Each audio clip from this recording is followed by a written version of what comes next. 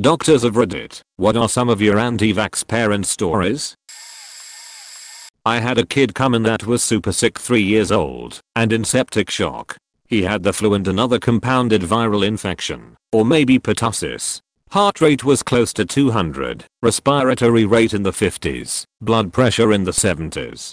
Kid was so faking dry that we could barely get fourths into him, and I almost had to drill an IO. We dumped a ton of fluids into him, started him on vasopressors, and transferred him to the local children's hospital. I had asked the mom if he was vaccinated, and she said no, vaccines have really bad side effects. They'll make you sick. I explained to her that not getting the vaccines had made her kid 10 times sicker than he ever would have been from any mild vaccine reaction. She told me I was a faking moron, and that I obviously have no clue what I'm talking, and that's the reason her kid was getting transferred. She also told me that recommending she vaccinate her kids was racist. Edit, didn't expect this to blow up, so some clarifications and answers to common questions. CPS was called, and, once again, I was told there would be no investigation. This is their usual response point. My wording about it possibly being pertussis was clearly confusing and misleading. I faked up how I phrased it. Pertussis is indeed bacterial. Made the edit to make it more clear. RN and NP student, not an MD. Point, this was like 2 years ago. I don't remember all the specifics. I didn't follow up with the other hospital about how the kid did. I try not to follow up on patients to keep things compartmentalized. I have the opposite of what you're expecting to hear. I assume point as a medical student. I went to see a young child, 1 year old, in the outpatient clinic before attending. The child was due for vaccines, and I talked to the parents about getting them on that day. The parents said they had reservations about them, so I talked to them about their reservations. We talked about all of the things they had read on the internet, and walked through each point one by one. One of the benefits of being a medical student is that you have nothing but time. I explained how vaccines are made and how they work. They don't have the mercury preservative they once did. Some vaccines are live, but attenuated, and others are immunogenic sequences bound to a protein, and why we get so many so early. That's when you're most likely to be affected by these diseases. They were concerned about the effects of so many vaccines at once. This is a common concern, but we challenge your system less with a vaccine than you see walking around in the world every day, and about them making the child sick. Not possible with anything but a live vaccine, and that's why those are attenuated. They're such a small dose that a non-immunocompromised individual should have no problem with them, even though you might feel a little sick, because we activate your immune system, and that's how you feel when that happens. The whole discussion took probably half an hour, and then they decided to go forward with the vaccines. As it turns out, most people are just scared. And who can blame them? With all of the misinformation in the world, it's easy to see how parents get to that point. But they also are human, and when you sit and talk to them like the people that they are, intelligent and able to understand your points, they respond in a positive way. It's one of the moments in medical school that I reflect on frequently, especially when things are tough, and I feel like being impatient with people. Point edit. Thanks for popping my gold cherry, y'all. So happy to hear about everyone who has had similar experiences with doctors taking the time to listen to their concerns and explain the responses to them. I hope everyone can work to reduce cynicism about this and other important problems. I was a medical student when this happened. My attending pediatrician gave me a heads up about the parent I was about to see and decided it would be best if he came into the room with me. 4-year-old kid came in with a horrible cough and difficulty breathing. It was almost sure as hell pertussis, a whooping cough. The kid was coughing so bad he vomited on the exam table. He went on to ask about vaccinating her kid, and of course she replied no, even though her son was damn near coughing up his lung right next to her. I think my attending had seen enough and had enough of her not vaccinating her kid, and had the following conversation with the kid's mom attending. Mrs. I have to ask you, do you trust me as your son's doctor? Mom, of course I do. Drive attending, well, there's 2 problems here that we need to address. 1. You either think you are more knowledgeable than me when it comes to medicine, and if that's the case I should no longer be your son's doctor. Or you don't trust me as a physician, and in that case I shouldn't be your son's doctor.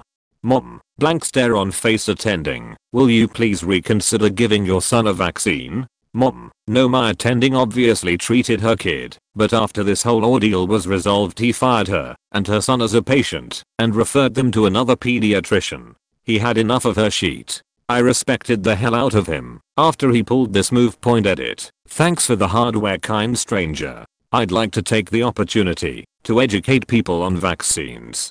I thought the following links might be helpful. Vaccine info for parents. Diseases that vaccines prevent, ingredients in vaccines, and why they are used. Possible side effects of vaccines.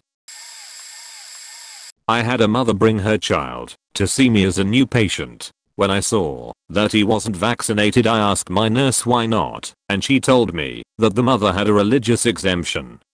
When I entered the room, I asked the mom what the religious exemption was, and she said, oh, well, when he was a baby he had a rash from the hepatitis B vaccine. I kindly told her that I couldn't care for her child because he was not only a risk to my staff, myself, but also to other patients in my office. She went off on me and ranted about how she cannot believe that every doctor's office that she calls refuses to treat her son because he isn't vaccinated. And that the only doctor in the county that will see him can't see him for almost 2 months.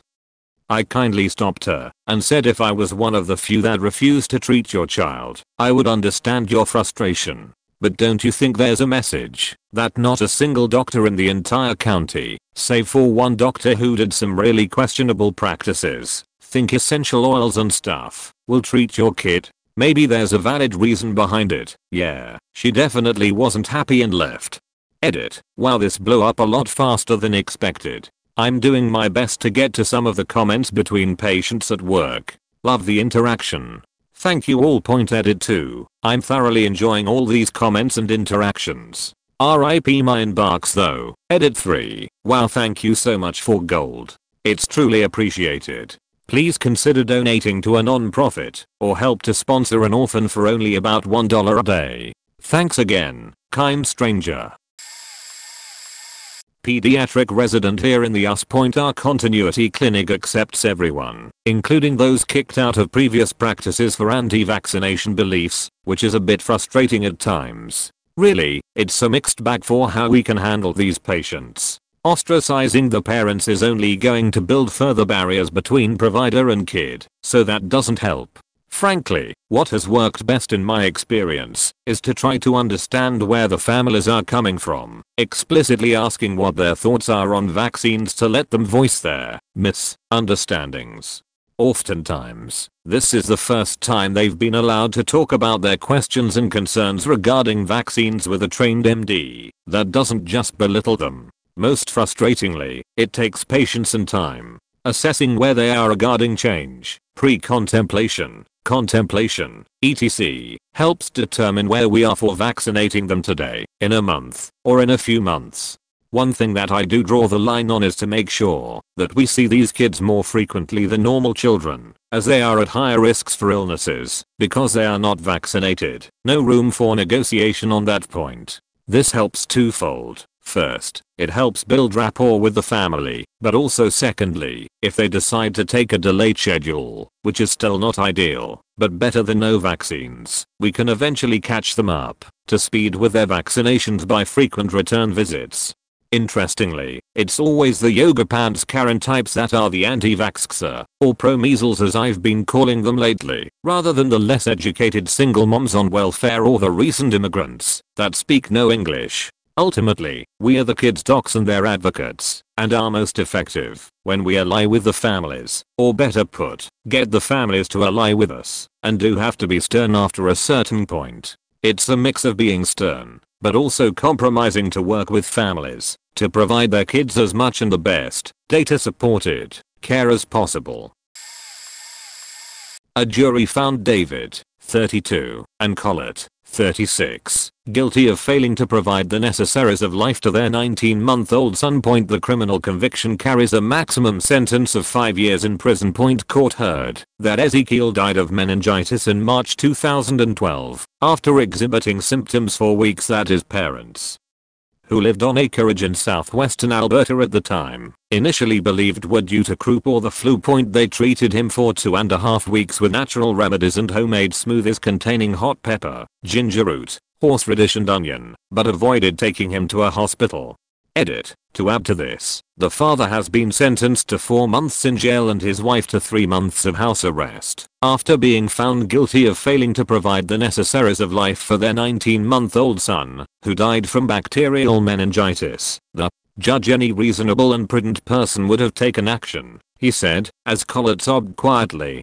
May 2018, the Supreme Court of Canada has ordered a new trial for an Alberta couple whose toddler died of meningitis after they opted to treat him with naturopathic potions and supplements instead of seeking prompt medical help. The top court ruled that the trial judge erred in his instructions to the jury at the close of the trial of David and Collett Stepan, who were convicted in 2016 of failing to provide the necessaries of life and the death of their son Ezekiel. Speaking for the 7-member panel, Justice Michael Moldava said the judge in the initial trial failed to properly explain the law in a way that the jury could understand, and that merited a retrial. Edit. Just to add to the sentences part, in the article it said he showed no remorse and was still adamant he was doing the right thing.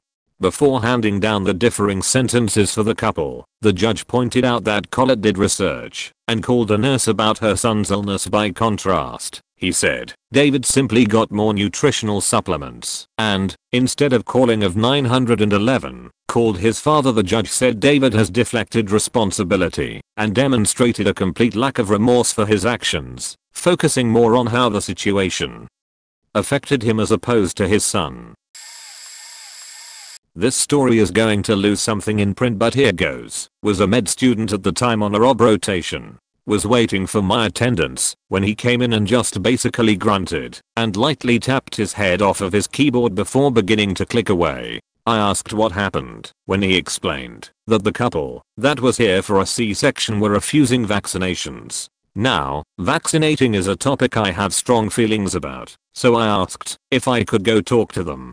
He allowed it. I went in and introduced myself. Handel is not my real name, obviously, and said I had heard they did not want to vaccinate their soon to be born and wanted to talk about any questions or misinformation they may have heard. This was a mistake.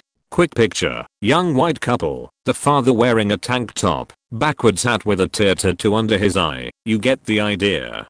He explains, my buddy out east, he has kids, yo, and they got vaccinated, and now they slow. Like I said, this loses something in print. I got other kids and they ain't vaccinated, and they ain't slow. That's proof right there. I knew what I was getting myself into, but continued the conversation trying to let them know the truth about vaccinating. About 10 minutes later of me hitting my head against the wall, I realize there's no way I'm changing their minds. So I take my leave.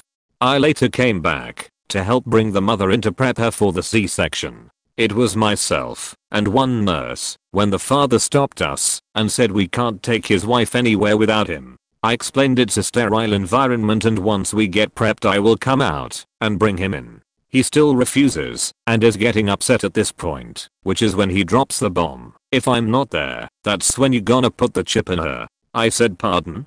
He went on to explain he thought we were going to insert a chip that would control his wife or keep tabs on her or something along those lines. Ended up convincing him to wait 10 minutes and I would come get him. It took everything in my power not to write on her arm insert chip here. During the surgery my attending actually ended up convincing him to allow certain vaccinations. I can't remember which, but it was a small victory.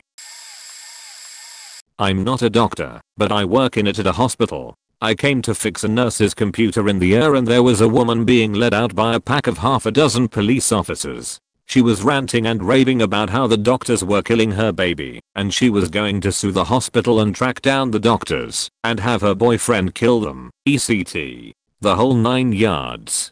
Kid was crying in their room and was being restrained by more officers and nurses. Kid, who was like 9, calmed down after about 5 more minutes. I asked what that was about once everything calmed down, and I was told that the kid got bit by a raccoon. Animal control had captured and destroyed a raccoon that tested positive for rabies on the same street that the mother and child lived on only a day or 2 prior. Animal control was actively searching for this raccoon as well, since it had apparently just gone up to the house in broad daylight and entered the garage where the kid was playing and bit him before running away. Obviously this is an extremely high likelihood of another infected animal and the kid needed the rabies vaccine. Well, the ear doctor had made two mistakes. 1. He had not initially referred to it as a rabies vaccine, but rather as a series of injections to prevent rabies from infecting the child. Most anyone would hear that and suspect vaccine, but apparently the mother had not only never heard of the rabies vaccine, but didn't initially interpret preventive injections as a vaccination either. She was told the boy would need the first injection as soon as possible, and since we had the medicine on site we could do it right away. The mother consented to the treatment and the physician made the order and went on to explain the procedure to the mother in greater detail to make sure she was properly informed, which is when he made his second mistake, which was referring to the rabies injections as the rabies vaccine. The security cameras above the nurses' stations caught the details, but the mother lost her good over this. She screamed at the doctor for so many things. She accused him of trying to deceive her, that she never would have agreed to the procedure if she knew it was a vaccine. She said he was trying to poison her child and give him autism. She accused him of being a pedophile because he wanted to stick something in her body. Finally she accused him of being racist. All three of them are black. By this point other nurses, in hospital security, and a few actual officers are all in the room. The kid is crying, terrified obviously. The mother wants to take her rabies infected kid home and away from this place of nightmares. To be honest, there are a lot of crazy people in the air, and up until this point it's all somewhat normal. That all changed when a nurse showed up with the actual rabies vaccine and needle for administration. The previously hysteric mother hit another level when she saw the needle and just straight up attacked the doctor, pounding on his head, back, and shoulders while screaming. I could hear this part all the way down the hall as I was coming to fix the computer. She wasn't even saying words anymore, just screaming. She was restrained by officers who had already called for backup and who arrived slightly before I did to escort her away. Since I work in it and not in medicine or legal, I'm not entirely sure what the procedure from that point on was.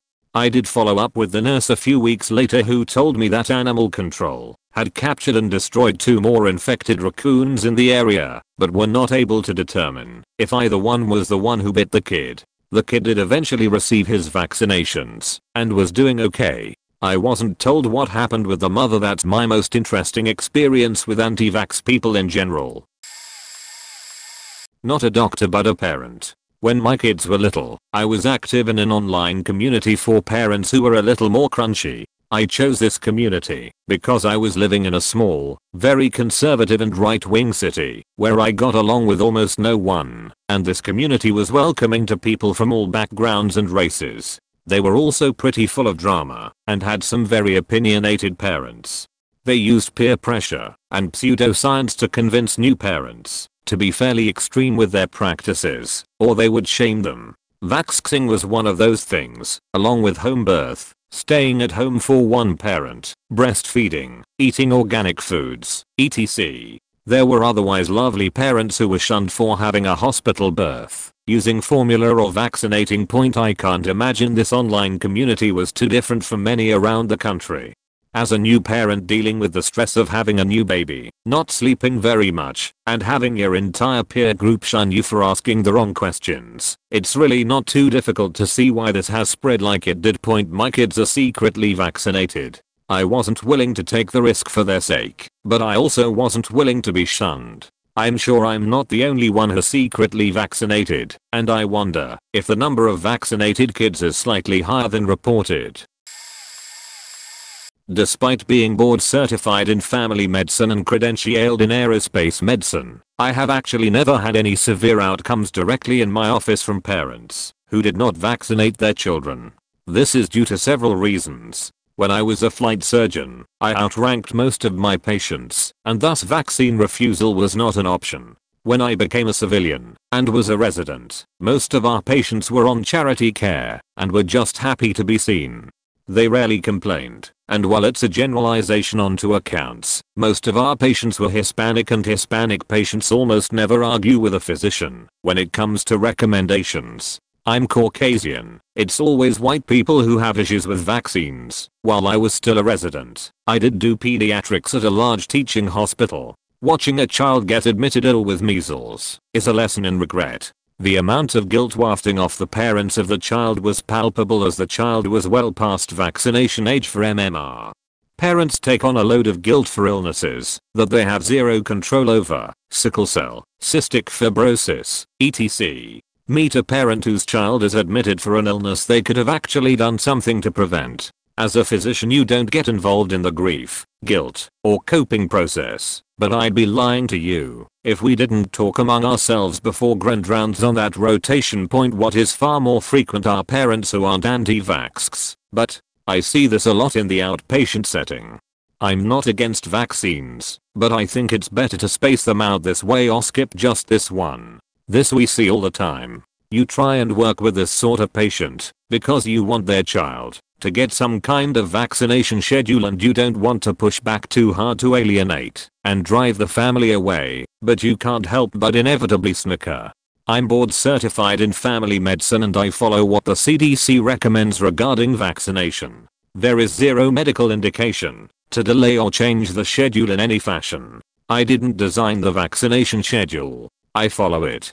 I trust it because doctors and scientists far smarter than me said this is the best way to do things. Then a parent comes in with zero medical knowledge and thinks it should be another way. The hubris.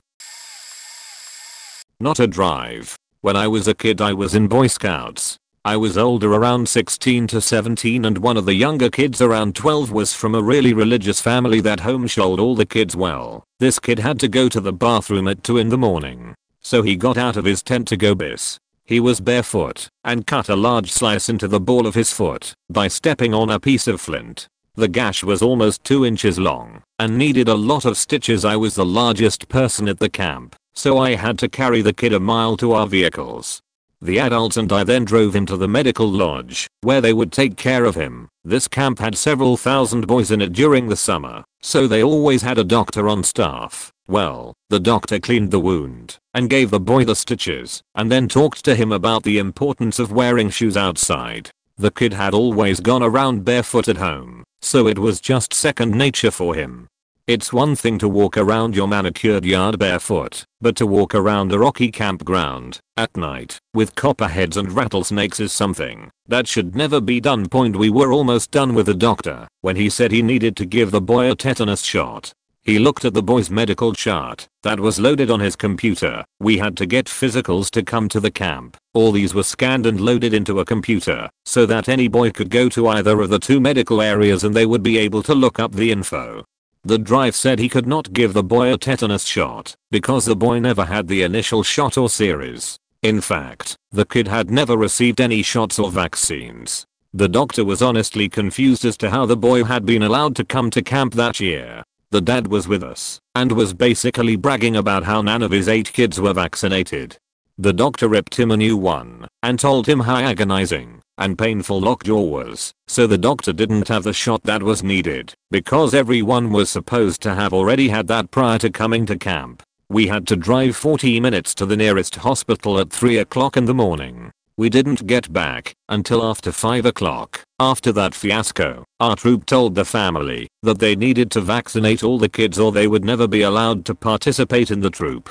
We would often do family events where young siblings would also come and participate. Things like BBQs, fundraisers, day camps, etc. The troop didn't want any of these young children to be exposed to something by any of these kids. It turns out the anti-vax mom had been put in charge of collecting and turning in the health forms to the camp staff. She obviously just pushed her children through without making sure they had the shot record section filled out.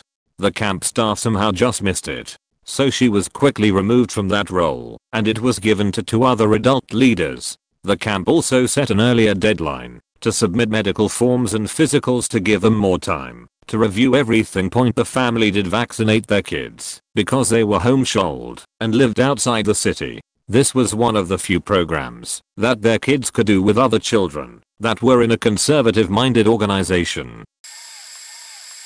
It's very difficult to rationally change the mind of an anti-vaxxer. Bizarrely, when people are confronted with facts that counter a strongly held view, these conflicting facts actually reinforce their existing viewpoint. But most anti-vaxxers are not entirely unreachable, especially when engaged with empathy by someone who has a personal connection. It's important to acknowledge that while misguided, anti-vaxxers really do want the best for their kids. Make clear that you understand and respect their concerns, and that you also want to help them do what is best for their kids. A good place to start is by asking questions and listening. Why do they believe vaccines are bad? Why did they come to this conclusion? What would it take to change their mind? If they give a real answer to this question, you now have a path to changing their mind. If they say nothing will change their mind, point out that a belief that cannot be changed by evidence isn't based on evidence. Another approach that has seen some success in changing the mind of anti-vaxxers is focusing on the dangers of vaccine-preventable diseases. It's a lot easier to convince an anti-vaxxer that something is dangerous than that something is safe. Share pictures and descriptions of the disease as well as real anecdotes from parents whose children suffered from the diseases. It's a lot easier to overcome the fear of vaccine side effects when it is offset by a, justifiably, greater fear of vaccine preventable diseases. Further reading on this topic. Not my story, but actually one of my former co-workers in med school. There was a student who was notoriously stupid. Let's call him Kevin to keep with the grand tradition of Reddit. Kevin thought that bats were birds and that lizards were mammals. How he passed comparative anatomy is anyone's guess. Kevin bought into many fads. This made him an easy target for Jenny McCarthy. Kevin didn't know anything about basic genetics like aneuploidy or even meiosis. This isn't even college level biology. I remember learning about both these things in middle school. Kevin was going to get married and was convinced that the foreign DNA would make his kid transgender. Yes, he would take his anti-vax wife who sat on Facebook groups as science over a room of med school students who knew how genetics worked, way better than him I may add. To Kevin, autism was something that could be transmitted like HIV/AIDS, and would take caution against people in the room with autism by avoiding all contact, even wearing a face mask. Kevin eventually showed up at the hospital trying to dictate how to treat his child. He failed med school, obviously, and was now working as an English teacher. You would think I made this up, but I actually was with this doctor and Kevin when he tried to dictate how to treat his child. It consisted of lots of essential oils. I'm not a doctor, but I'm surrounded by doctors. Wife is a dentist, sister is a plastic surgeon, and brother-in-law is an internal medicine physician, and hence got first-hand account of vaccine-related discussions in the family. Ours is a fairly upper middle class family in South India, and we are what one could think of as a fairly educated bunch of people anywhere in the world. The internal med guy in our family had this question aimed at him in a family get-together or two about the authenticity of the anti-vax propaganda. Thankfully, they have much less takers in India compared to how it is in the US. He simply dismissed it as hoax, and with the kind of respect doctors have down here, it never warranted any more elaborated explanation. However, the shocker to all of us was this particular cousin of ours who lives in Richmond metro area and is a highly accomplished individual, a director in a mid-size healthcare insurance company. Insisted on her niece and nephew not getting vaccines, and from what we heard from her brother, she echoed all the age-old anti-vax theories. Apparently she wasn't educated enough when she vaccinated her kids, and she wants to have her newly found knowledge and wisdom to at least benefit her siblings' kids. That is, when we realized that anti-vax isn't just some Bible Belt phenomenon driven by poverty and lack of education. Pediatrician for 28 years here. The stories of changed minds do exist, but in my experience, they are few and far between. Most of those who refuse are upper middle class, well educated, and have done personal research that has entrenched their opinions. I had one family years ago who all got pertussis, the whooping cough. They were miserable, but still had no regrets, believing that their choice was the best one for their family at the time. I don't argue with beliefs, and they remained my patients until they aged out. All refusers bring personal experience and knowledge and expect me to be moved by their anecdotes. I in turn share with them my personal experience and knowledge, recalling having to pull pus from spinal taps done on extremely irritable babies with super high fevers. A normal spinal fluid should instead flow clear. The culture would usually grow Haemophilus type B. That was my last year in residency, pretty close to the year the Hib vaccine came out. I haven't seen a case of invasive Haemophilus disease since. But my experience and reason doesn't matter for many, and regurgitating the plethora of studies in favor of vaccines only solidifies their standpoint. The most sobering case was a neonate, too young to be vaccinated, who was exposed to a community of non-vaccinated children out west. He was diagnosed here, east of the Mississippi, and spent 3 weeks in 3 different pediatric ICUs in the area, before he was stable enough to go home. And the conventional wisdom that says chickenpox is no big deal. In residency I watched a teenager come into our Lebanon, Memphis GN, with chickenpox and die days later with overwhelming sepsis over time. I've distilled my response to those who wish to argue to, in the end, your position holds, that the experts at the ASIP, the AAP, and, well, me, we all willingly place children in harm's way. I'm sorry you feel that way. Our practice currently asks families who choose not to vaccinate to please find a pediatrician who they can trust completely. Point. If they choose not to vaccinate, that's not us. So I posted this question to my dad, who is a doctor. He mainly handles geriatric patients, but he related this story to me from his cardiology residency in the 80s, when he did a lot of work on remote Indian reservations and occasionally he brought patients outside of his niche. He saw bubonic plague and lots of other weird shit. One community on a reservation did not regularly send many sick people to the clinic. There was a distrust in modern medicine, with many in the community believing that the doctors were there to get them sick and study them, or do some weird Mengele type shit. He was surprised when a woman brought a young son who had some asymmetric facial swelling and a high fever. The kid was in great pain. He thought it was maybe something thyroid related or potentially lymphoma, but the senior doctor who was with him immediately identified it as mumps. They treated the kid with some stronger NSAIDs and pain relief, and explained to the mom what it was and how it could be avoided. Kid wound up with some significant hearing loss. On their next trip back there, nearly everyone in the community lined up to get the vaccine. They had seen the child's misery and didn't want to go through it themselves. Dad says that the only people who are against the MMR vaccine are people who haven't seen acute cases of mumps, measles, whooping cough, German measles, etc. Paramedic here. We get called out to a house for a child presenting with a rash, fever, and lethargy. My partner and I hop in the rig, and I'm radioing ahead that we have a child with possible measles on the way in to have an isolation room ready. The isolation rooms are used for people who are either very contagious or very immunocompromised. We get to the house and we are greeted by a frantic mother screaming that her baby won't wake up. Now, I'm thinking that the kid is an infant, because they are too young to get the shot. I run into the house with my newborn gear. The kid is 6 faking years old. I yell out to my partner to bring the other ped's kid to me, and the whole time I'm talking to the kid, trying to wake her up, and, once she wakes up, trying to keep her awake. On the other side of the room, my partner is asking about her medical history, and asks about her vaccination status. Oh, we don't vaccinate. I'm talking to the kid. I can't let my rage show in my face. Okay sweetie, I'm gonna pick you up and lay you down in my stretcher, okay? Can you tell me about your favorite show? While she's talking about Steven Universe, I hear my partner ask when she was last in school. Today. She seemed fine this morning. The school had to shut down for a week while everything was disinfected. Not a doctor, just a former resident aide of an assisted living facility. We had an elderly couple that lived with us for a few years. The wife needed more care than the husband. The wife was extremely anti-vax. She would rant and rave anytime someone ended up sick, blaming on the vaccines. One winter that was a really bad strain of flu going around. Elderly people are extremely vulnerable to viruses. As normal, we tried to get everyone vaccinated as we can. We posted notices on the door to warn the visitors of the risk they were taking. The couple had a grandchild who had just given birth, and they went up to see their grandchild. They wouldn't let the grandmother in because she was not vaccinated at all.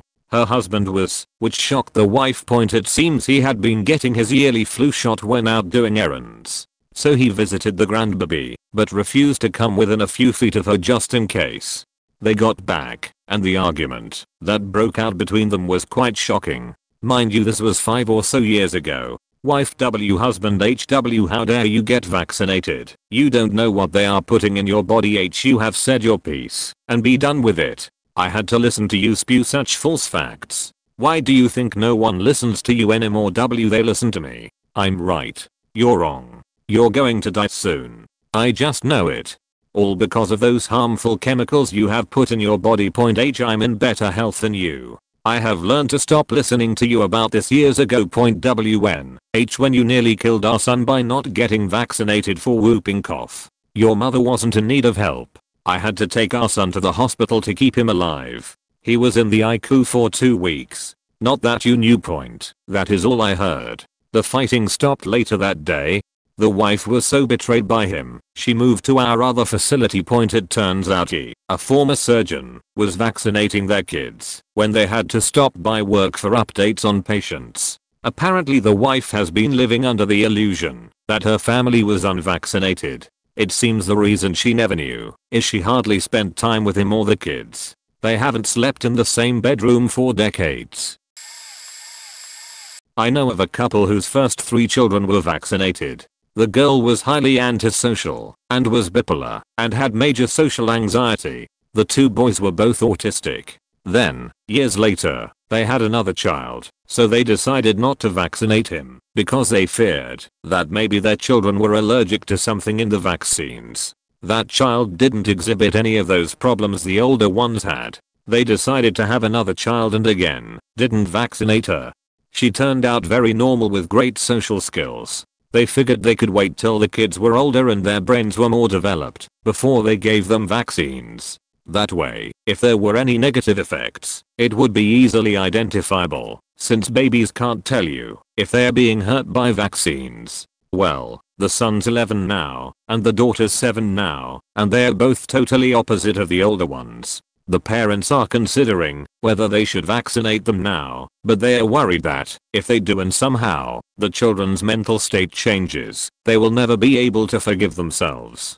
The other dilemma is, do they vaccinate the son first to see if there's any ill effects before vaccinating the daughter? If they did that and it affected their son negatively, does that mean they didn't love him as much as the daughter? That's why they picked him to experiment on. The guilt is preventing them from going through with vaccines. So, what do you say to these parents to convince them to vaccinate their children? And if they did, and somehow something negative happens, they'll blame you for pushing them.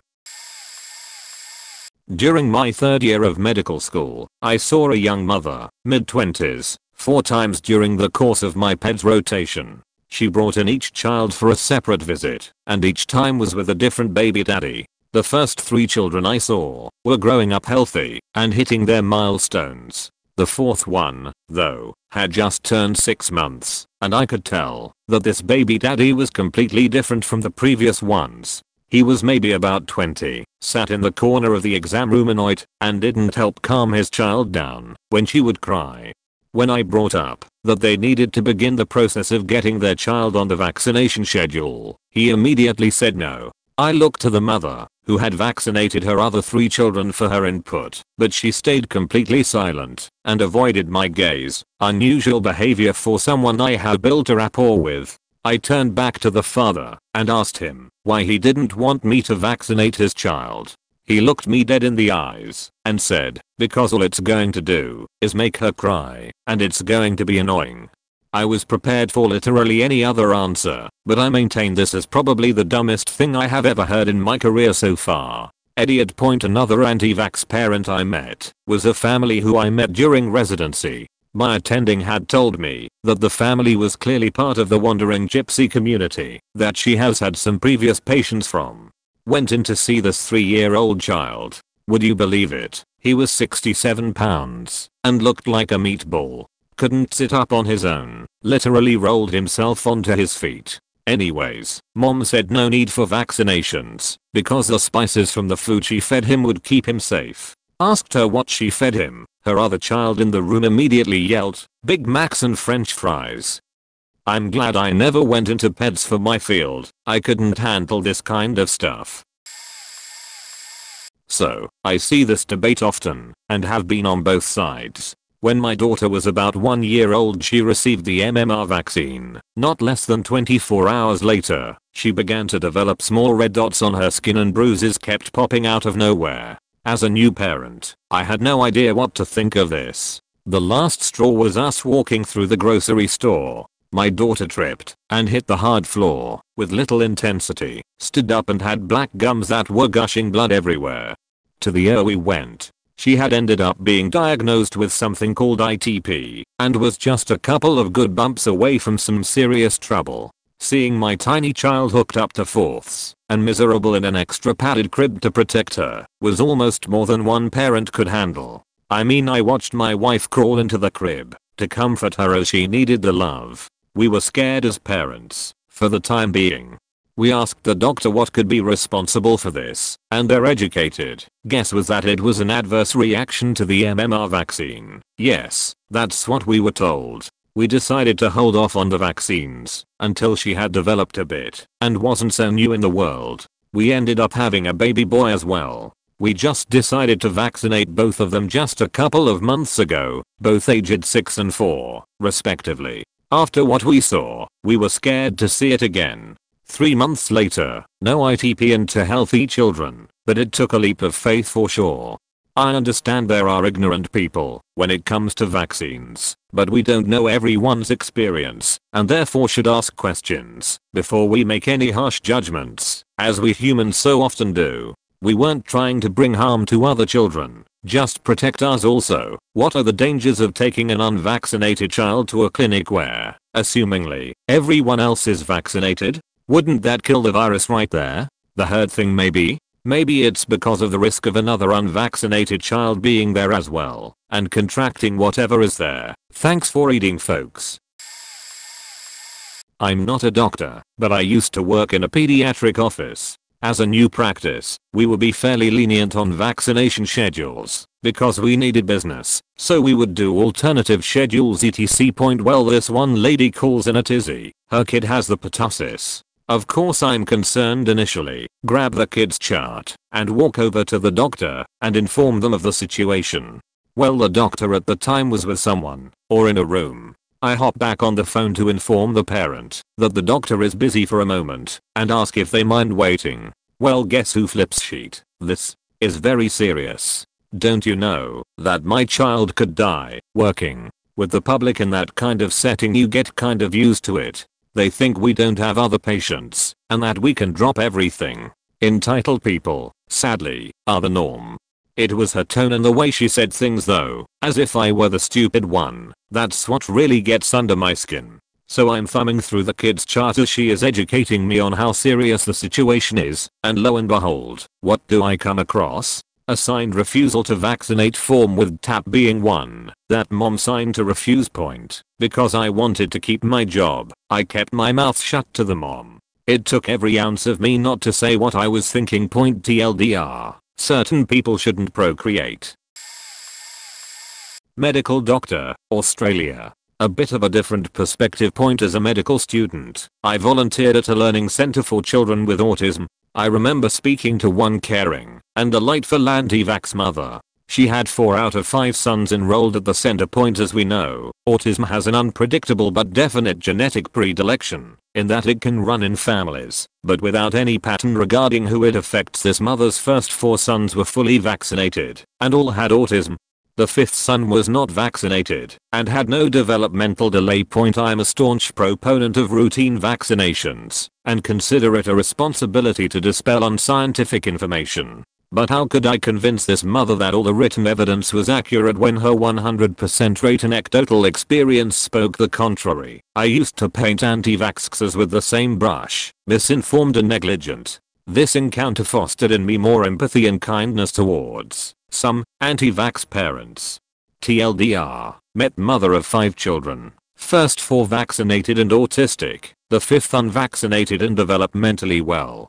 Sometimes life makes a decent parent. Anti-vax. Edit. Being rapidly downvoted as a medical practitioner who is very much pro-vaccine, including compulsory childhood vaccinations, is quite disheartening. This thread is littered with vitriol and scorn toward people who we ought to be assisting and educating. People don't change their views by being insulted.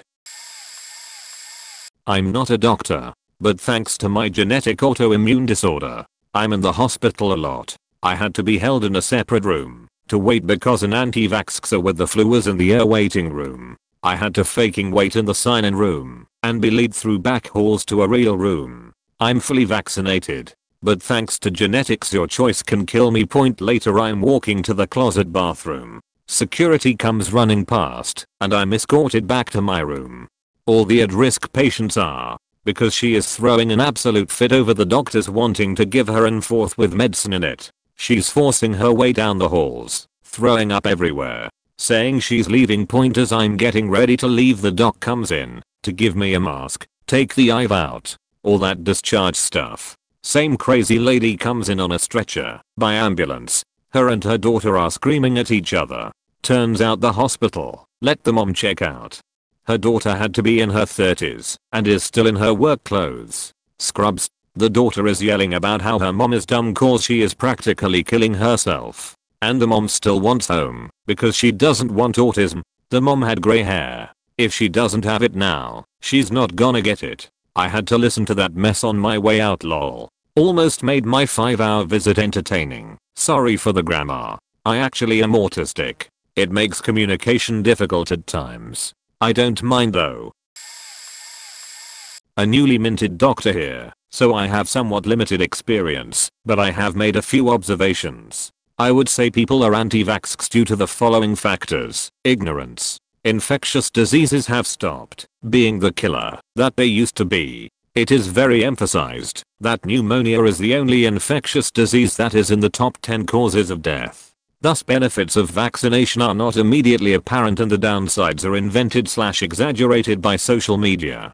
Education, conversation and a good doctor/relationship helps arrogance. Doctors are almost universally respected, and when it comes to medical decisions happen to be authority figures. Some people just cannot accept that they are not experts in everything, and they latch onto anything that makes doctors look bad or stupid. Insecurity ties to arrogance. But I see a common trend of people who are stay-at-home parents or are in dead-end jobs and they feel ashamed about it on some level.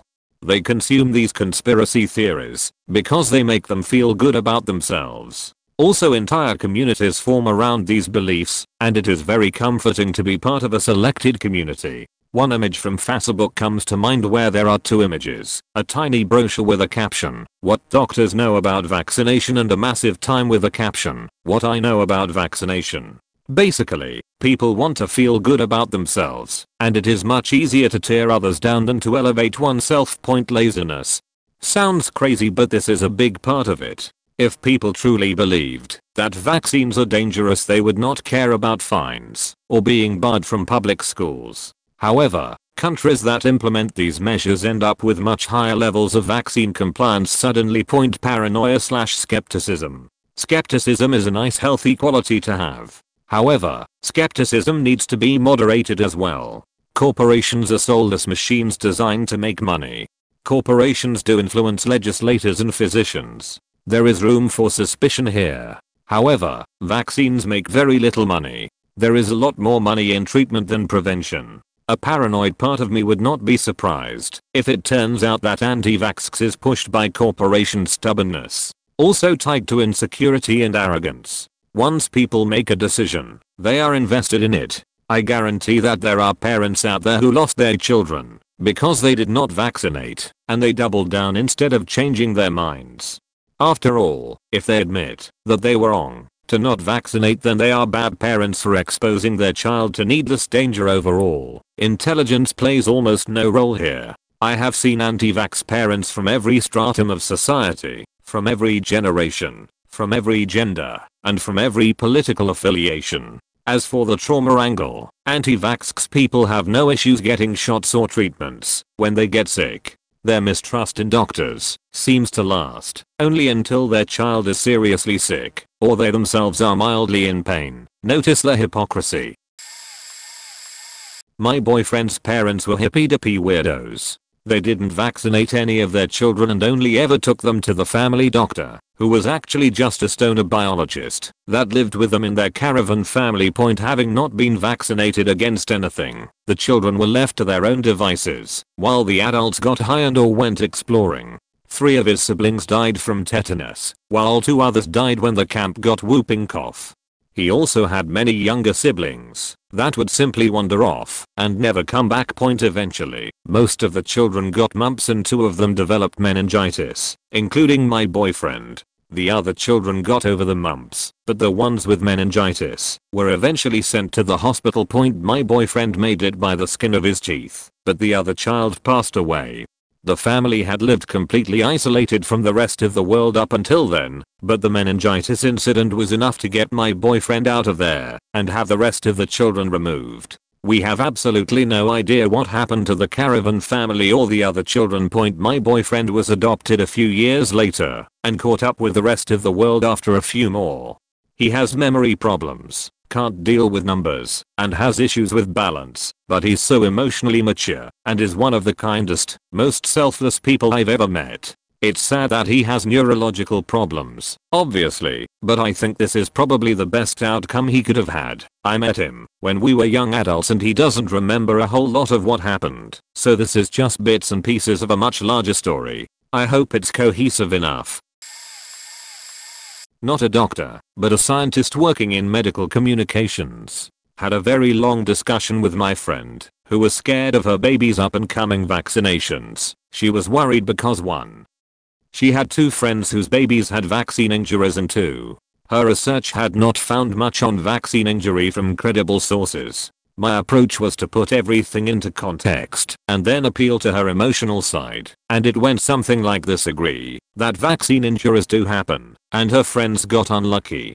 Then told her that she knows 2 people, but out of how many thousands of babies getting the same vaccine, to put the risk into context. Agreed that physicians are not always the best at explaining low risk as they don't necessarily have the time to go into details on something. It's enough just to say it's safe. Touched on the point that she hadn't found any credible research on adverse events. Not because it was being hidden by doctors and big pharma, but that the risk is so small versus the benefits that we, rightly or wrongly, don't talk about it much. Mention that every treatment has side effects. Some treatments have horrendous ones that are far more likely to happen, such as chemotherapy. Would she refuse chemo or antibiotics if she knew it had a good chance to save her life despite the high risk of side effects? Thanked her for saving the lives of hundreds of people she would never know. Most normal people worrying about vaccines are just scared, and I think we need to do a better job of allaying those fears rather than saying it's safe. Don't worry about it. I'm a UK doctor, and there's 2 cases that come to mind about this. I have a young mother come in about a month ago, probably mid to late 20s, with her 1.5-year-old boy who probably had a case of viral illness of unknown origin. Wasn't serious, but the child was still unwell and needed admission to stop him becoming dehydrated for DNV. I get round to asking her if he's been vaccinated, and she says no. Flat no, with no strings for me to pull. So I made my own backquote. Can I ask why he hasn't been vaccinated? She said backquote, because I don't believe in them. 60% of them don't work anyway. I've read studies now. Given the fact that I also have a master's in immunology, I could have gone to town on her about how vaccines work and grilled the shit out of her, but we were busy and I didn't think it would have been the most professional act ever. It really wound me up. Regardless, I wish the parent from number 1 would have been around to see this. Last week a 16-year-old girl was brought in pretty unwell with bilateral parotid swelling, which turned out to be mumps. My colleague saw her and her mum and asked if she'd been vaccinated, to which the answer was backquote no. I didn't think it was the right decision. Hopefully the patient is okay. Parents, vaccinate your faking children. It's inexcusable and ridiculously selfish. Obligatory. Not a doctor. Actually, I'm an EMT. This wasn't a definite anti-vax, but it was kind of implied given the situation. Also some context. Unsurprisingly, I'm not exactly foreign to the idea of vaccines. I was fortunate enough to receive triple citizenship due to immigrant parents from vastly different countries, but I also have to maintain the vaccination requirements for those citizenships. I visit every other year. This means I have a smallpox vax. I get regularly boosted for meningococcal, yellow fever, rabies, malaria, pills, typhoid and my other regulars given I'm a pretty good college student and extremely socially aware. I spend my time coaching my autistic friends and classmates on social cues. If they so request the help, I would like to think maybe my over-vaccination doesn't result in autism or other issues. I'm also pretty healthy, a good weight, good mental standing, strong, for a tiny girl that is. So what's that telling you? The story. I was rigged up with a man in his late 20s, referred to as Sam for the scenario, as my ALS provider. He's a real card, sweet guy, teaches me all the ropes about EMS as a whole. Our driver, Chico for the scenario, was a little older than both of us, same humor, very chill guy. We had a pretty benign call to an underage part with general malaise that needed transport. Figured it was a drunk kid point. When we got there, we were basically introduced to this pale, borderline skeletonized 14-year-old boy at the door.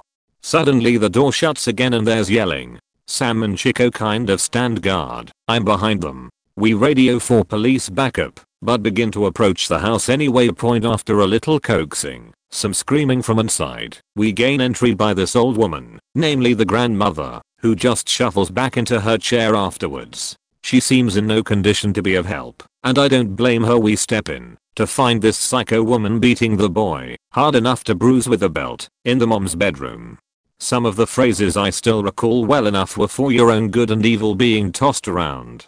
By my deduction, in retrospect, she thought vaccines were somehow evil, or maybe us. Sam and Chico look at me, as I'm the only female, so they assume I'd relate better to the woman. Very wrong. I approach with the classic excuse me, ma'am, did you call for EMS? She screams like a banshee about how she would never call for EMS because they would poison her son or something along those lines. I don't really know until today what her deal was. Probably paranoid schizo? The more I consider it the more it makes sense. Point anyway, we back out, unable to reach the kid who is basically pleading for help. Now this mom is screaming at the grandmother for opening the door. The grandmother looks bleak. That's around the time of ours almost flew our way. The police eventually arrived, apprehending the mom on both violence against emergency personnel, IDKY but okay, and domestic violence. The boy, as far as I knew, was diagnosed with pertussis. That seems to be the most prevalent of the VPDs in anti-vax families, at least from what I have seen. That and tetanus. The boy also had some kind of parasite from food. I'm not quite sure about what the mom's situation ended as, or the grandma's. There was no dad in the house, but I can imagine the kid will not be returning to the mom. You can imagine the PCR was a Spanish novella's worth of writing. Edit. A clarification. There's so many comments already, so I bet no one will even read this, but I'm sharing anyway. So here goes. I started university early, on the path to be a doctor. I wanted to be a surgeon, specifically a cardiologist. I went all the way to med school, and when I got there I got a big huge slap in the face. The actual heart patients aside, every rotation I did had a handful of patients who thought they knew better than the trained teams of experts who were paid to treat them.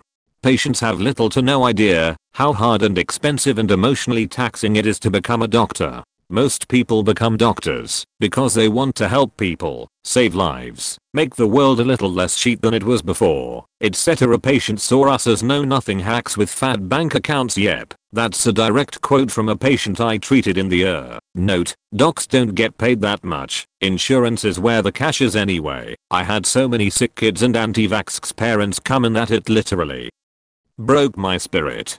I had mothers more worried about autism than their child dying from a preventable disease. I had fathers trying to convince us that they don't need vaccines because God's will is stronger than medicine. I had grandparents fighting for custody of dying children because the parents wouldn't give them life-saving medicines. The worst part was that no matter how hard I tried, no matter how much real evidence I showed them of the safety and effectiveness of vaccines, they still would refuse and dig into their misguided beliefs. I quickly learned that some people simply don't want your help, even when they say they do. You can't make these people understand.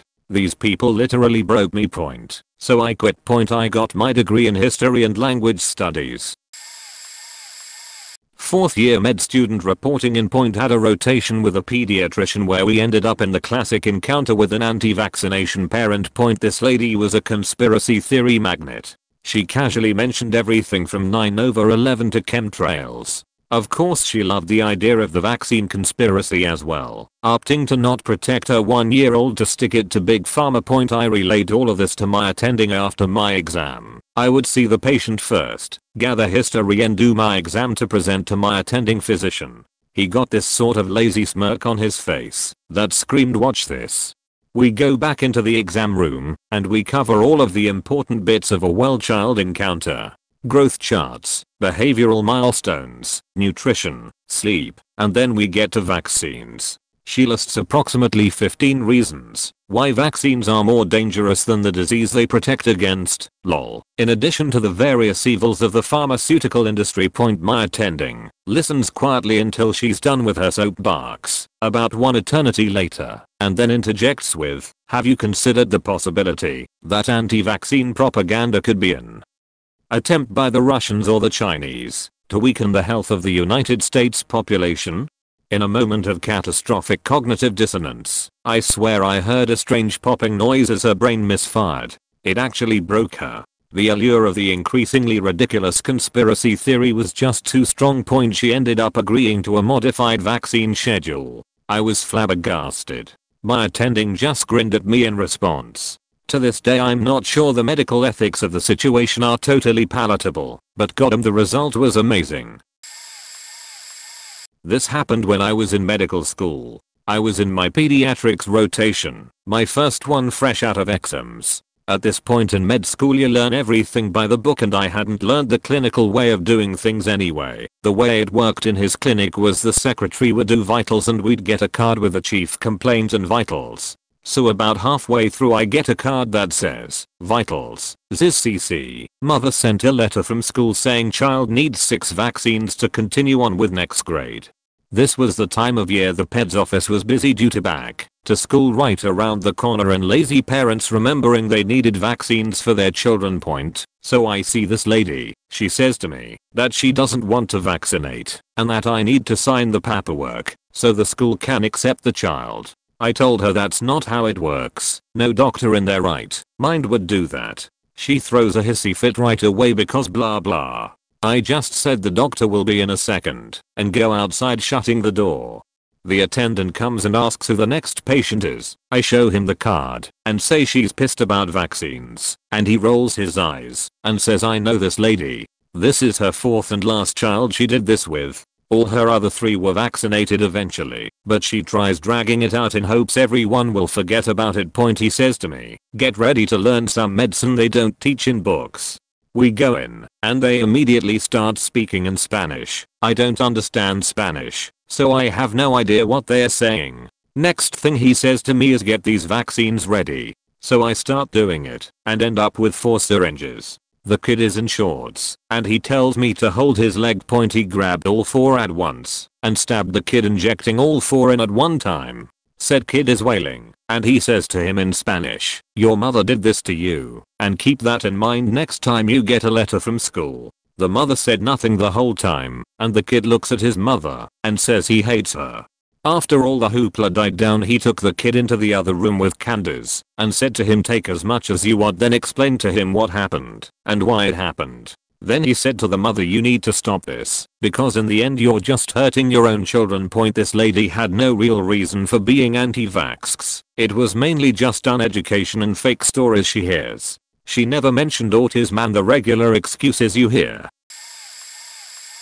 I'm a resident in the PNW, so I see anti-vax parents reasonably frequently, but this case really irked me. Point, saw a 2-year-old child in the air with a chief complaint of a fever. This child looked somewhat unwell, but after an initial workup, it appeared that he likely only had a viral cold, possibly an asthma-like exacerbation. We started treating as such, but we are always on the lookout for more serious infections caused by things like measles or bacteria.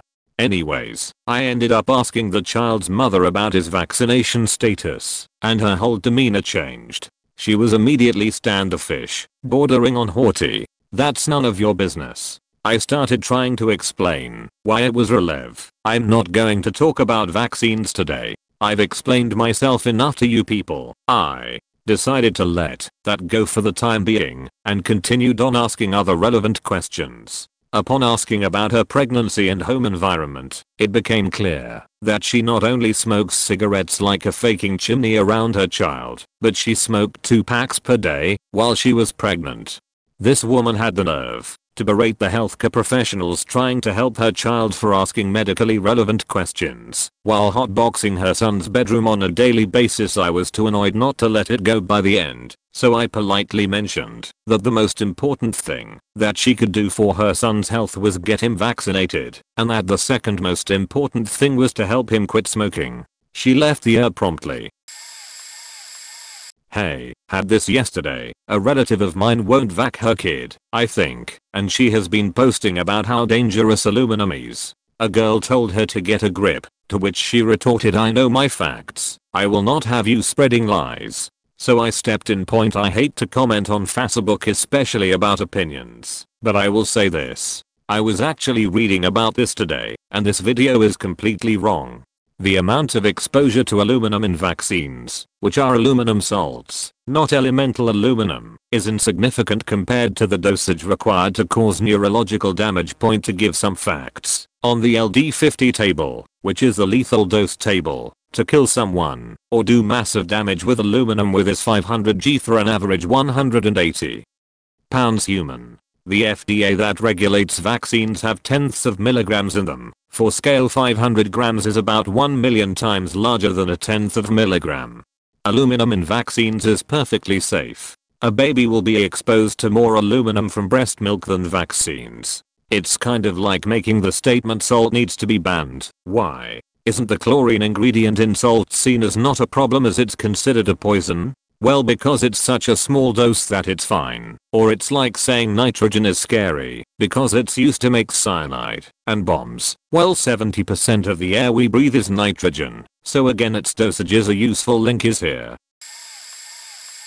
I'm not a doctor, but I study biomedical sciences, so I know quite some things about the immune system and how vaccines work. There was a time where I needed help from a shrink. She graduated as a psychiatric nurse, and she always made a big show about how to deal with my feelings and emotions and such. I already thought it was kind of weird, but I kept seeing her because I really needed the help. Strange thing was, she was sick often, and that would result in my appointments often being delayed 4 weeks. One session was only about her political views and of course, vaccines. Like, out of nowhere she told me she doesn't vaccinate because it's toxic, it's ineffective and it causes cancer/autism. I was staring at her with my mouth open. She gave me this website about anti-vax. So with my scientific background I read the website, and it was full of BS. And the sources were extremely outdated. And I told her so the session after, and she just remained silent. Needless to say, I'm not going to let someone like that tell me BS about a topic I obviously know more about. And I'm not going to have my appointments rescheduled over and over again because Missy doesn't vaccinate. So I switched to another shrink. This anti-vax woman was a complete lunatic. In my opinion, these kinds of people aren't supposed to be nurses. Oh my god, I will never forget the Jones family of Westland Road. This was the most god-awful family of absolute idiots in New Jersey. Mind you, this is in Verona, a town whose high school mascot, the hillbilly, was only recently updated to remove the rifle and jug of moonshine. These days he carries a dog and a fishing pole, but I like to think that Jim and Terry are single-handedly carrying that legacy into the future. Jim was always drunk, but thought he could fool everybody by wearing big black sunglasses and, I suspect, taking a few key bumps in the bathroom just to even things out. He'd be sitting in the waiting room with these giant sunglasses on, smiling, bopping his head back and forth like there was music playing, and when you come in he'd stand to greet you with a big handshake and a smile. One time I had to leave and get a bottle of Hibiclens because we were going to suppurate a boil on his inner thigh, and when I came back he stood up again and greeted me with that same big smile, like he didn't even know we'd already done this routine. Well, his wife, Terry, she was a soberer one, but she was just as bad.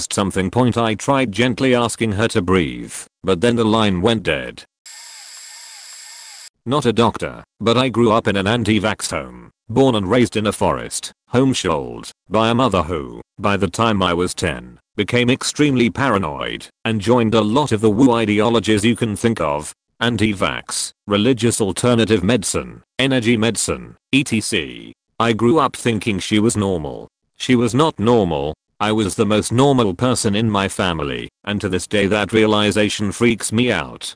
My favorite story is about how my anti-vax mother, who wouldn't get me vaccinated beyond the age of like 10, if I remember correctly, so luckily I still had many of the important ones at that time. Don't worry, I later got a shit ton of vaccinations in boot camp when I joined the Navy, was also into all kinds of weird alternative medicine and energy medicine stuff. She would angle a crystal from a small chain and verbally ask herself a question, and depending on which way the crystal swung on the chain, she thought it was her electromagnetic field moving the crystal/chain according to a subconscious answer she had.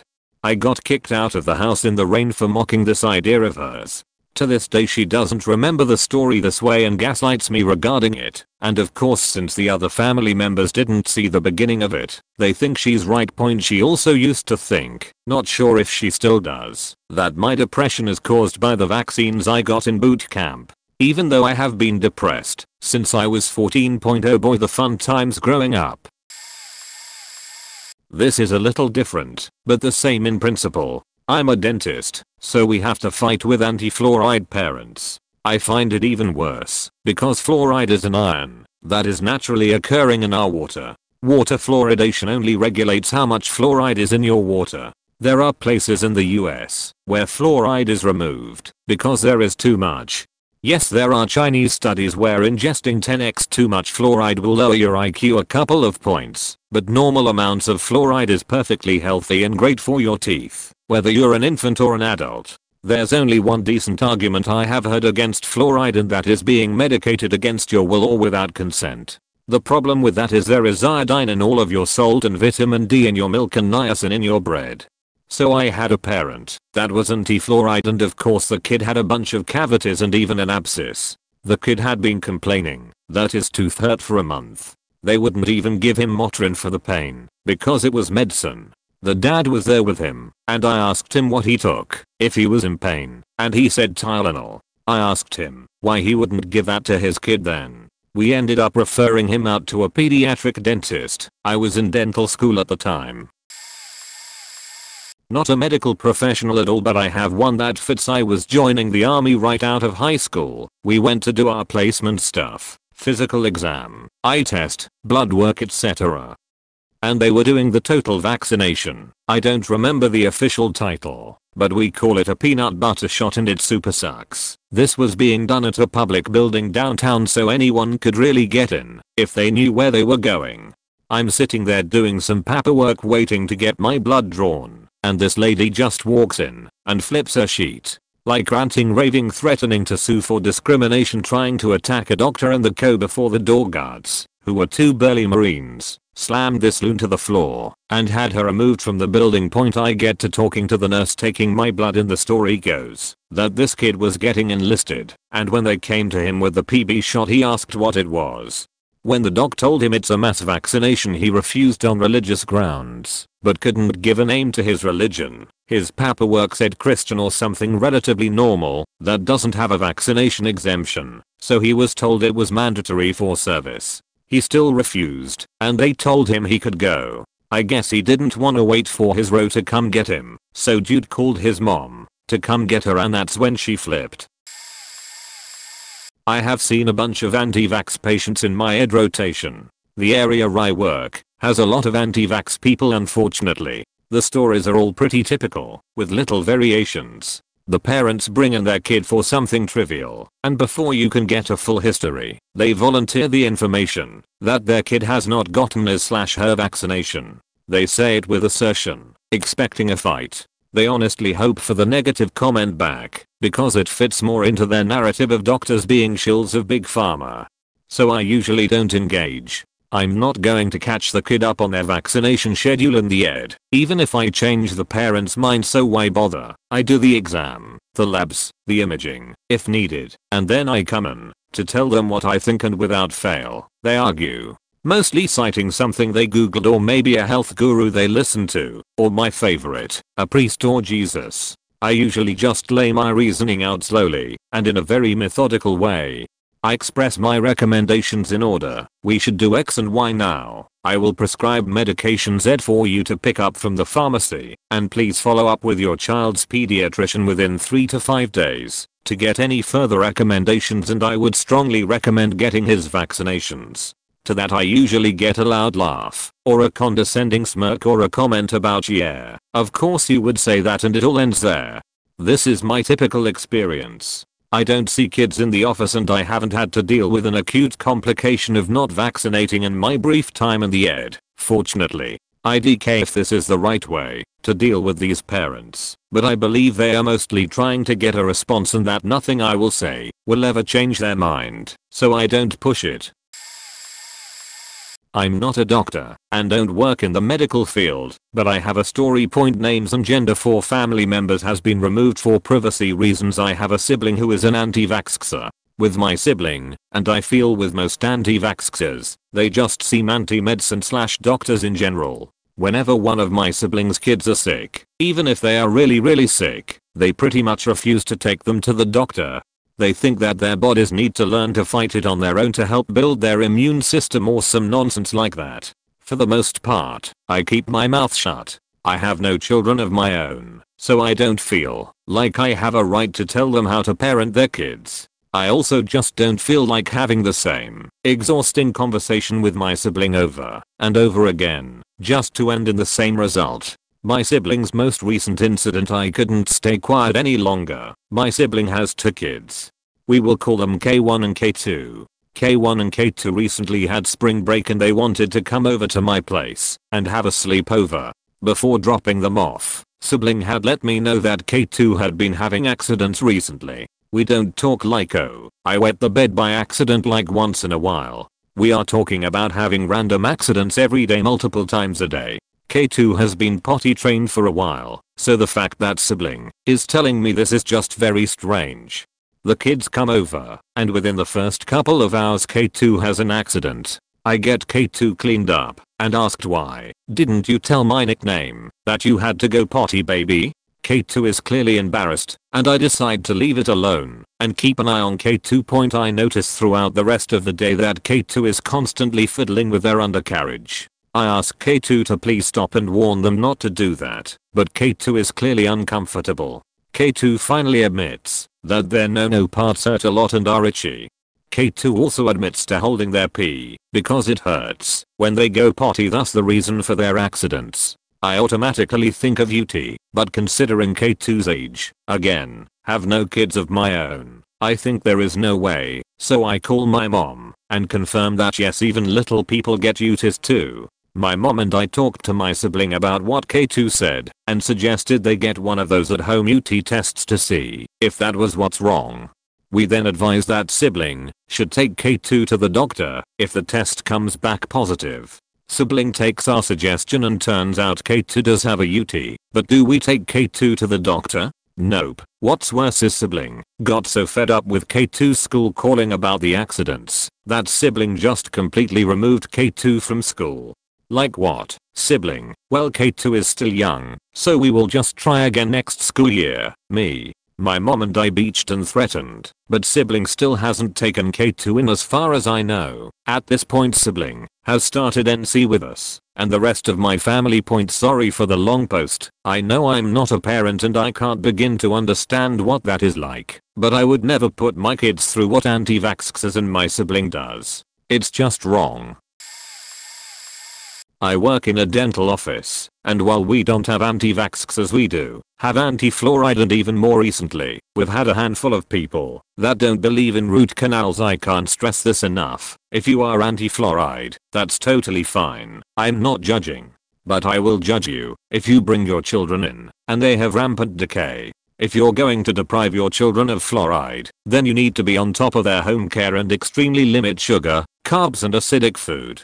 The same goes for people who are extremely dental phobic. If you are so outrageously scared of the dentist, then won't you do everything in your power to make sure your trips aren't dental heavy? As in, take the extra 5 minutes a day to really brush and floss your teeth to lessen the severity of your dental procedures. Before someone starts to argue with me, genetics isn't the main reason you have shitty teeth.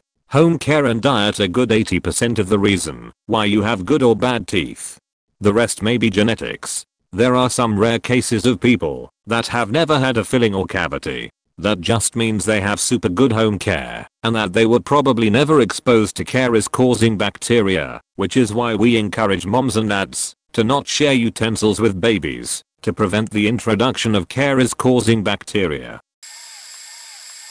I'm not a doctor, but I'm a nurse, and I've had my fair share of experiences. When I worked on a pediatric floor as a CNA a few years back, one stuck out to me though. There was a little boy, about 4 or 5, that had been brought in by EMS from a hospital about an hour away. From a really rural area, you could tell that the parents were less educated and probably on the poor side.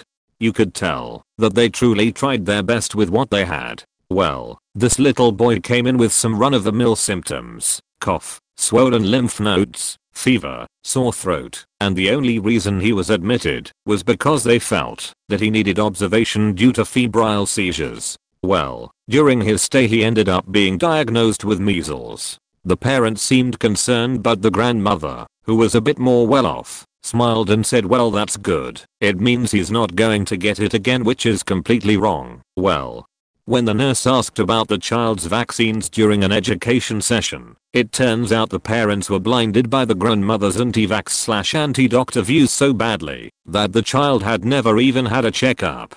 The only reason he went to the ER was because he had the seizure while he was staying with an aunt. Sad situation. The boy ended up making a full recovery, but the parents definitely ended up with tons of education prior to discharge.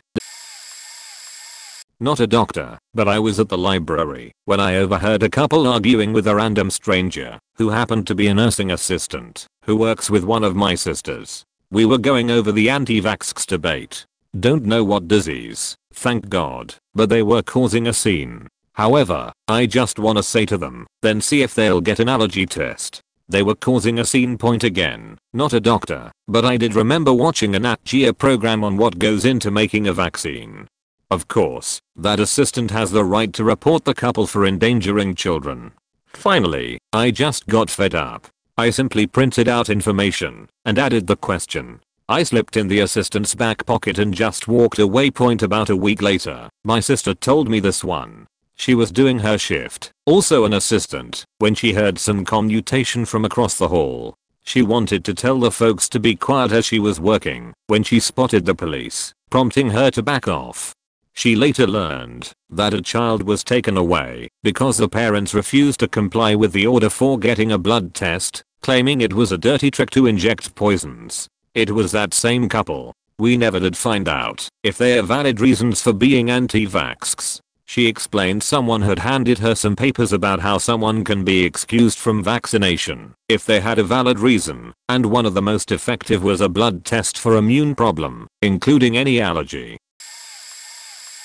Not a doctor here nor a parent, but when I was little I hated going to the doctors for the yearly flu shot. Please forgive me for not specifying things. I was like 6 or 7 at the time. I'm 16 currently, so I don't really remember things that well. The year before I had to get 2 shots that year, flu 1 and another vaccine to help me prevent whatever disease. And the year after that my mama asked me in the car as we arrived at the doctor's if I wanted to skip my flu shot this year. Sure, why not? What's the worst that could happen? I didn't think anything of it and just went about my day. When I was gonna go to bed I told my mom I didn't feel well and gave me some of the kid medicine you get at your local pharmacy or Walmart for me. Lo and behold, I woke up the next morning and tried eating some pancakes and hash browns, barely touched my food, and I remember my head in the toilet throwing up what was of my breakfast. I didn't go to school for 2 days since I kept throwing up. Weekend goes by, still throwing up and just drinking a lot of Sprite, 7-Up, Kool-Aid, water, popsicles. Basically any liquid I could get into my body. So for the next week and a half I kept throwing up whatever I tried to eat, and all the food tasted disgusting to me, but nothing stayed down. I could only drink stuff. It wasn't until I think sometime at the end of the week or during the weekend I had to go to the hospital, since my ma saw I wasn't getting better and that I was getting a very sickly pale grayish color to her words, not mine. I don't even remember getting into the car or how I ended up in the hospital bed. Now this is where things get fuzzy for me. I just remember blacking out a lot. 1 minute I'm in my bed, next I'm in the car with my mom screaming and hollering like a madwoman, blackout again, and we're almost at the hospital and I think she was starting to cry since I didn't talk a lot and kept falling asleep. I passed out once more. My ma says I didn't wake up a lot and was asleep for an hour when we first got there. I don't know what time I woke up, but I definitely remember 3 doctors surrounding me with one injecting either an 4th into my knuckle or a needle. I'm guessing it was an 4th. I think one of them was checking my vitals, not sure about the 3rd one. There was talking, but I didn't really hear anything and blacked out one last time. I wake up and see my mom crying that I'm awake. Once the main doctor came in to check up on me and he and my ma finished talking, I was discharged and free to leave the hospital. Ma didn't tell me what happened, but I completely forgot all about it cause I got so tired in the car and fell asleep.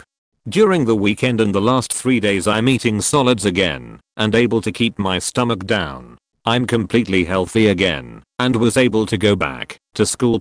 I haven't missed a flu shot or vaccination since then. Looking back on it now, I think the reason why my ma didn't tell me what was going on with me at the time is because I'm pretty sure I was about to die. So yeah, get your goddamn vaccinations or you'll be tango with death, like I did when I was a dumb kid. Okay, here's the thing. If someone takes a knife and stabs someone, you can make a case to them that they did something faked up, and they may very well get that. But when they do this shit, it's like, at best, you might get them to finally relent and get a vaccination, but they apparently are never going to admit that they were not just wrong, but somehow willfully and even knowingly destructive. I think it's important to clarify this problem exactly in some way, at least, that's my hypothesis. So what's up with that? Does anyone see what I'm getting at? In formulating this problem in this way it made me extremely angry, which is a sign that I'm hitting off the core of the problem. But it's one thing to get at the core of it, if that really is the core of it, another thing to come up with some best responses to approach that. But somehow I keep on wanting to get to the knife moment in which the anti-vaxxer is fingered, in a way, for stabbing someone, not just for being misguided. I want them to be self-indulgent and wrong. All that being said, it's not that I want to shame them, as I don't believe in doing that. I don't think that people who aren't anti-vax get there because they walk around shrinking from shame. At the same time, I can't help seeing them engaging in beliefs that are deliberate and something they know is wrong, while at the same time, that is also something they really think is true. I don't want it to be, look, I know you think you're right about this, but here, look at the studies. because there is something else at work that is more wrong. What I'm doing here is carving out the problematic, something like a core problem of the issue. In getting at it from this angle, it really is disturbing, as I said above, because it seems to isolate some core aspects and put them into relief. What I want it to lead to, I want to say to them something like, look, you can't run around having beliefs that are that poorly grounded. Now, I know that particular phrase wouldn't do much anyhow, but that's not the point. You might say that, but put it in words that would work better. But I'm saying that, if you clarify the problem, you can come out the other side of that with phrases and positions that really get in there and target some of the core aspects of what they are doing in their minds. When someone says, look, you can't run around, you're depicting them. It's very insulting, in a way. It talks about them as blithely going around, doing their thing. It fingers them in doing their thing, having their beliefs, having their freedom to think and choose. Somehow it catches them in all those private uninterrupted moments of having their beliefs coming to them in the first place and gets in there with a certain moral disapprobation. It goes after them when they are coming to the belief and depicts them as running around, as reckless, thoughtless, yet willful, deliberate and somehow knowing. Again, I strongly hold against shaming, but a non-shaming approach can't settle for "oh, you are merely misinformed" either, because we all know that's not quite what is happening. I think my comment here isn't for everyone, it's for people who like getting at a certain kind of core formulation. If you get what I'm trying to get at, you might, like me, feel the anger this all inspires really surging when you get into the core formulations. But, as I've suggested, that might be something that could then lead to better formulations in sites like doctors' offices where critical information, posters, etc., could be more effectively presented, or in conversations, etc. Far worse, obviously, for the "see, told yasso" moment to happen when some child dies. Pharmacy student, not a parent story, but I know someone who is a severe asthmatic and qualifies for the free flu vaccine, UK, due to being at high risk of severe flu and complications, but doesn't get it because can't be bothered. And does it really work? For the record, yes it does. He became severely ill in early February and was hospitalized, thought to have sepsis, which turned out to be a really bad case of the flu. I heard about this because I was friends with his housemate, and my friend and this dude's girlfriend nursed him back to health. Of course, the other 3 guys, 4-person household, student house share, get sick, including my friend. The other 2 are a little ill, but my friend's temperature skyrockets, and he ends up going home to be looked after by his mother, a nurse. A day after he goes home, 5 days after he started getting ill, my healthy, happy, 21-year-old friend, who jogged and played rugby and ate well and was so healthy and vibrant, passes away after his heart stops. He died from a severe case of the flu, which he caught because his friend didn't get vaccinated. We had a mini memorial thing at the uni about a week before the funeral, and me and my friend's mum both lectured the housemate about how easy it is to get vaccinated, free drop-in at almost all pharmacies, including the 1 or 2 minute walk from their house.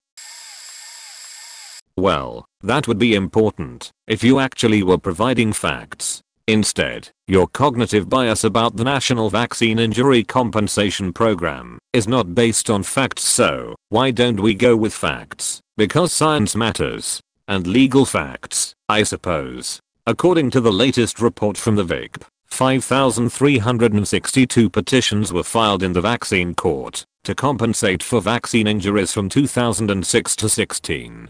Of those, 3,626 were compensated for a total of $2.225 billion US. Seems like a lot, right? Except that during that time, over 3.1 billion doses of covered vaccines were distributed in the USA. This is why math and statistics are important in understanding this program. Just a bit over 0.00011% of vaccine doses are compensated in this program. One of the fairest systems in tort law, one that favors the plaintiffs, pays compensation for vaccine damages 1 in a million times. And if you're going to throw the $2.225 billion in claims in our faces, please look at it again from the totality of vaccine doses given. All of those claims, averaged overall 3.1 billion doses, means that the average vaccine accounts for only $0.72 in claims. Furthermore, most of those claims never established causality between vaccines and the injury. Because the VICP allows what are called table injuries, which means that the government allows certain claims to be paid to make the process easier for the claimant. But again, only a tiny percentage of vaccinations result in paid claims. Even in this system, that gives all of the advantages to the claimant. As for your convicted of fraud statement, how about some citations? Because vaccines are about the safest medical procedure on the planet, despite the lies of the anti-vaccine religion. You are deluding yourself if you think healthcare professionals just memorize and regurgitate information. And personally, it's rather hard to believe that money is a possible motive for big pharmacies, as vaccines are some of the least profitable products they sell. Additionally, the fact that the yearly influenza vaccine is free in many healthcare centers, if you have insurance, should also be evidence against the money-grabbing tendencies of pharmaceutical companies. As for your 3 points to remember.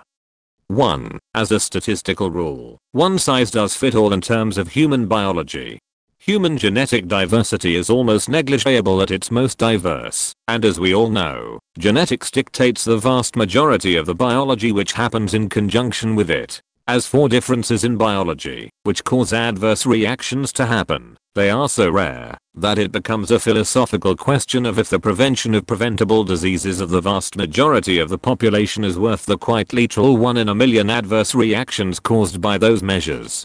Medicines work the same way for the vast majority of patients, because by and large the biology of those patients behave the same way in the context of the medications being discussed. Vaccines are no different in this regard too. Federal funding is indeed available for the compensation of patients who experience adverse reactions. It is also there for Big Pharma. The reasons for this are simple for the patients. It is only right that those patients are compensated for the suffering they endure.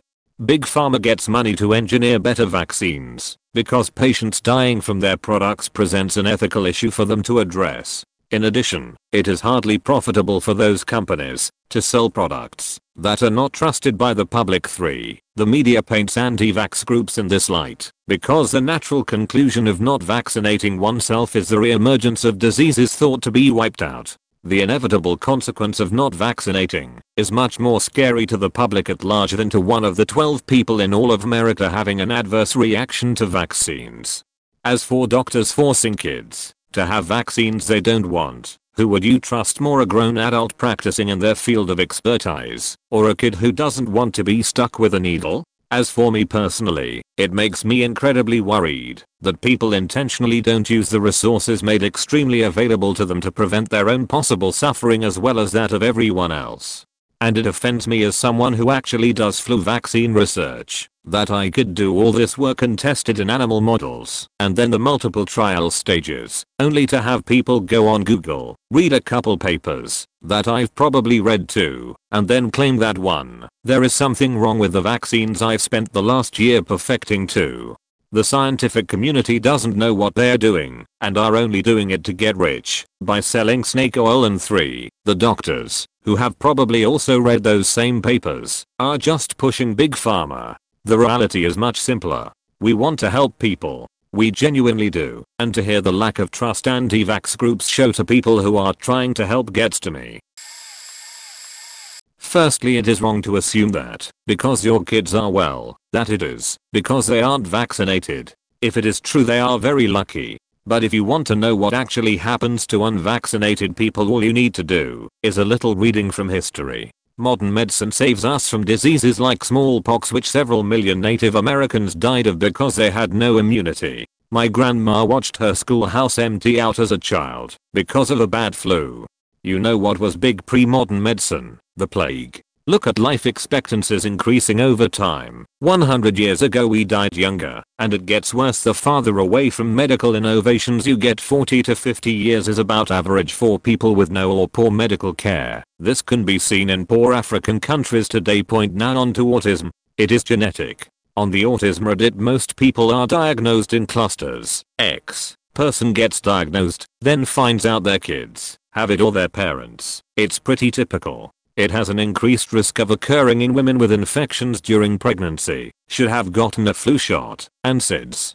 It is very unfortunate to say, but most SIDS deaths are preventable. One of the leading causes of SIDS is parents leaving toys or blankets in the crib and their baby suffocates. Another is drowning, is spit up, because they are laying wrong. Risk of SIDS is also increased by exposure to smoking, being premature, and being unvaccinated. Increased risk of SIDS by 50%. Studies suggest. Also, not being vaccinated increases the risk any child could become ill, dead, crippled, scarred, deaf, blind. But at least they might not be autistic. Better a dead kid than one that talks a little too much and struggles in school, right? Good. Follow the money. Who stands to benefit from the return of serious illnesses like measles, polio, etc.? The answer is big pharmaceutical corporations. Preventative medicine is not nearly as profitable as treating illnesses, so it is in their interests to promote the anti-vax movement. They stand to make very big money. Similar things happened with the green energy movement in the 80s/90s. It was funded out the ass by big fossil fuels and weaponized against hydroelectricity and nuclear energy. Why? Because solar/wind energy can only partially supply energy to an economy. They rely on fossil fuels, coal, oil, gas, in order to exist even in mass. In mobilizing well-meaning, ignorant environmentalists against nuclear and hydroelectricity, they ensured fossil fuels a dominant role in energy production and doomed the planet majority of humanity to destruction. In the same way, it is likely the case that big pharmaceutical has bankrolled the anti-vaccine movement from the beginning, which serves two interests. 1. So can the profits from perpetual treatment when these illnesses return in force, and 2. Discredit people with legitimate grievances against big pharma by tying skepticism of profit-based healthcare with wacky conspiracy theories. TLDR, you are a corporate big pharma asset and shill. Also possibly a paid troll.